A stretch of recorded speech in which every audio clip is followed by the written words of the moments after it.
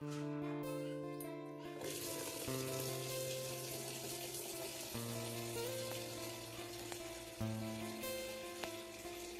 রাধে বন্ধুরা, কেমন আছো সবাই? আশা করি যে যেখানে আছো সবাই ভালো আছো, আমিও ভালো আছি।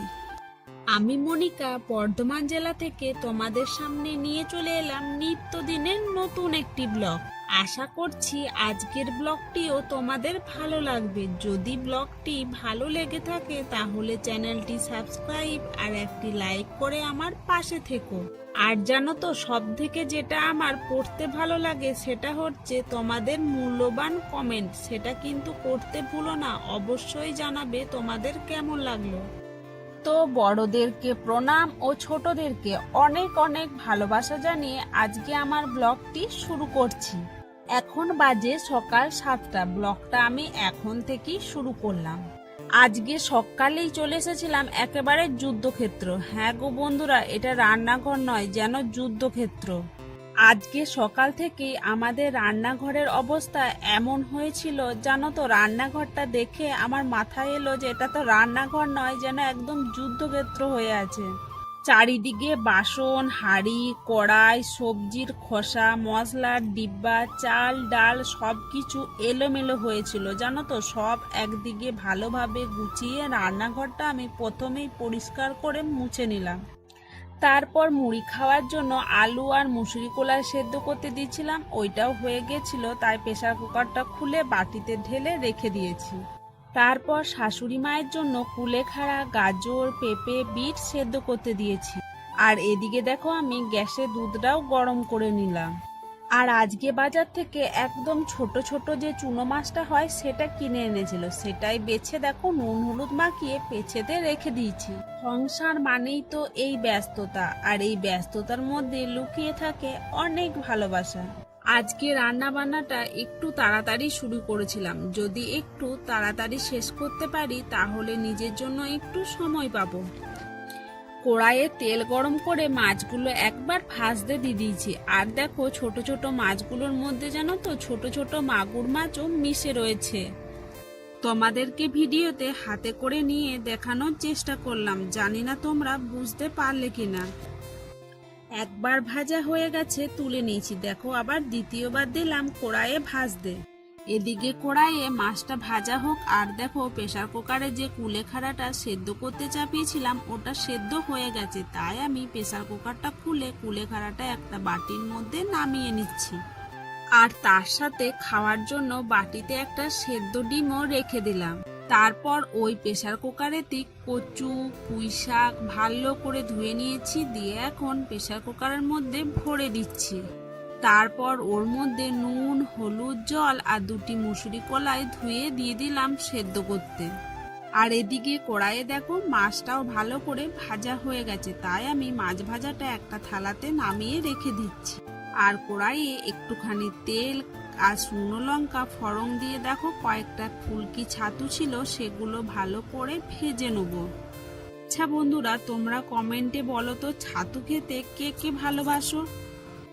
আর গ্যাসটা একদিকে ফাঁকা যাচ্ছিল, তাই ভাবলাম হাঁড়ি করে জল নিয়ে ভাতের জন্য জলটা গরম করতে দিই। আর দেখো হাঁড়ির মধ্যে কয়েকটা আলু ফেলে দিলাম সেদ্ধ করার জন্য। এদিকে দেখো আমার ছাতুটা ভাজা হয়েও গেছে, তাই আমি যে মাছ ভাজা থালাটা ছিল তারই এক পাশে ছাতুটা কড়াই থেকে নামিয়ে রেখে দিচ্ছি। রান্নাঘরের অনেকটা কাজ আমার এগিয়ে গেল। ভাতটা ওদিকে হচ্ছে আর কচুটা সেদ্ধ করতে দিয়েছি। আর ভাবলাম এদিকের গ্যাসটা একবার বন্ধ রাখি আর 2টি আমি মুড়ি খেয়ে নিই। আজকে তো মুসুরি কড়াই আলু সেদ্ধ করেছিলাম, আর সেদ্ধটা জানো তো বাটিটাতেই নামিয়ে রেখেছিলাম। সবাই নিয়েছে আর আমার জন্য ওই বাটিটাতেই ছিল, তাই ভাবলাম আর থালা করব না, ওই বাটিটার মধ্যেই মুড়ি নিয়ে খেয়ে নিই।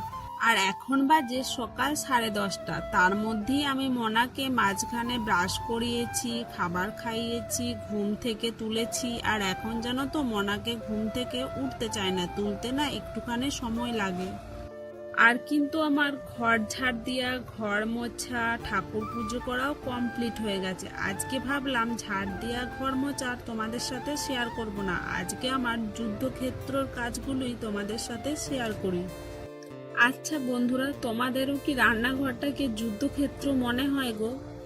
মুড়ি খেয়ে আমি আবার রান্নাঘরে চলে এসেছি। আর জানো তো, তোমাদেরকে তো দেখালাম ছাতুটা ভাজা হয়ে গেছে, কিন্তু জানো তো ছাতুর মধ্যে পেঁয়াজ দিয়ে ছাতুটা ভাজতে আমি ভুলেই গেছিলাম।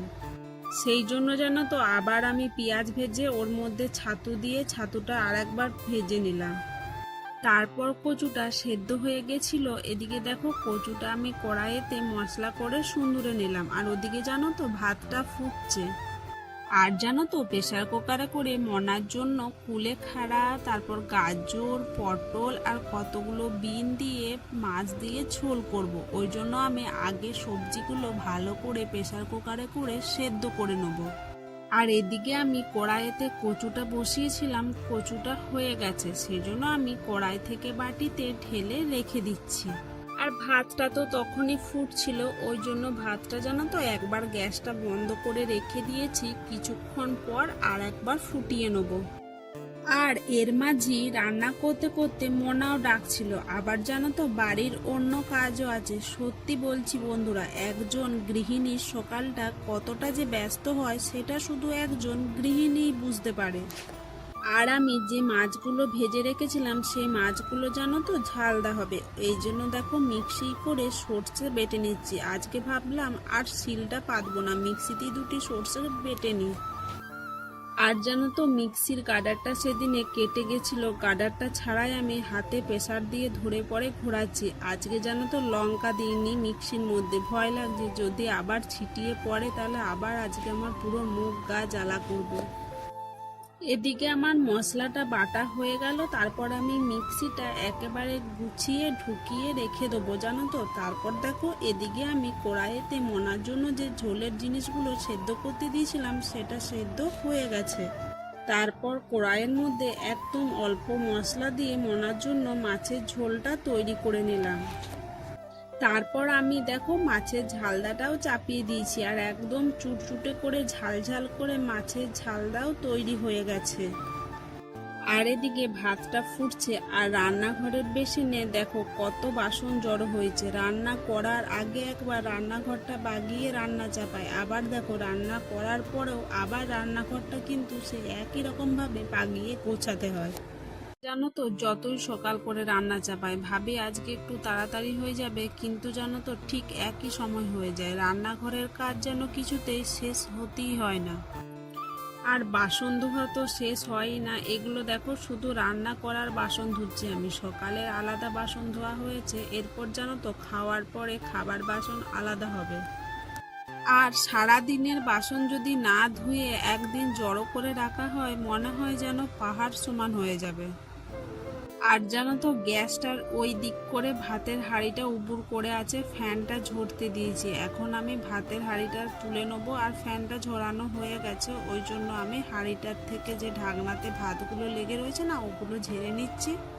তারপরে হাঁড়িটার নিচে ঢাকা দিয়ে রেখে দিলাম। এরপর দেখো আমি যে ফ্যান ঝরাতে দিয়েছিলাম ওই জামবাটিটা ঢাকাটা ধুয়ে নিয়েছি। তারপর জানো তো গ্যাসটা মুছতে বাকি ছিল, গ্যাসটা মুছে নিয়েছি। তারপর কিন্তু জল ধরতেও বাকি ছিল, জলটাও ধরে নিলাম। আজকে জল ধরারও কোনো ভিডিও করিনি বা তোমাদেরকে ব্লগে দিলামও না। প্রায় সব বাইরের কাজ শেষ করার পরে আমি রুমে এসেছি বিছানাটা বাগাতে। মনা তো দেরি করে ঘুম থেকে উঠেছিল, আমি রান্নাঘরে ঢুকে গেছিলাম, তাই আর বিছানাটা বাগানো হয়নি। ওকে ফ্রেশ করে রেডি করে খাওয়ানো হয়েছিল। আর মনাকে খাবার খাইয়ে দুপুরে তো ঘুম পাড়াবো, তাই ভাবলাম আগে একবার বিছানাটা ভালো করে ঝেড়ে গুছিয়ে নিই। জানো তো বৃষ্টি নামিয়ে দিয়েছিল বিছানা বাগাতে বাগাতে, ওই জন্য একবার ছাদে গেছিলাম, শুকনোগুলো তুলে নিয়ে চলে এসেছিলাম। আর আজকে দুপুর থেকেই বৃষ্টি হচ্ছিল বলে মনাকে আর বিকালবেলায় বাইরে ঘুরতে নিয়ে যায়নি, একটু ছাদে চলে এসেছিলাম, ছাদেতেই মনা খেলা করছে। আর জানো তো নিচেতে যে জামা প্যান্ট মেলার দড়িগুলো রয়েছে না ওটাই দেখো ধরে পড়ে টানছে, আর নিচে থেকে একটা বাঁদর নিয়ে এসেছে খেলা করার জন্য, সেটাকে তো দড়ির মধ্যে চাপাচ্ছে, যে দড়িটাকে ধরে টানছে। বলছি আমি টানিস না রে, দড়িগুলো অনেক দিনকার ছিঁড়ে যাবে। কিন্তু কে কার কথা শুনে বলো, ও তো সে নিজের মতো ধরে টেনে যাচ্ছে, দাঁতে করে টেনে ছিঁড়ারও চেষ্টা করছে। ছাদটা কি করছে রাখো নিরে দিরা এক খুঁজে আচ্ছা আমাকে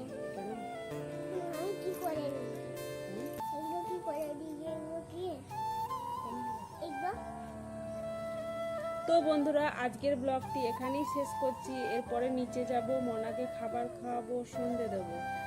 যার ব্লগটি ভালো লেগেছে চ্যানেলটি সাবস্ক্রাইব করো এবং একটি লাইক দিয়ে আমার পাশে থেকো। আর যারা ব্লগটি আমার এখনো দেখছো তাদেরকে অসংখ্য ধন্যবাদ। সবাই ভালো থাকবেন, সুস্থ থাকবেন। কালকে দেখা হবে আপনাদের সাথে আমার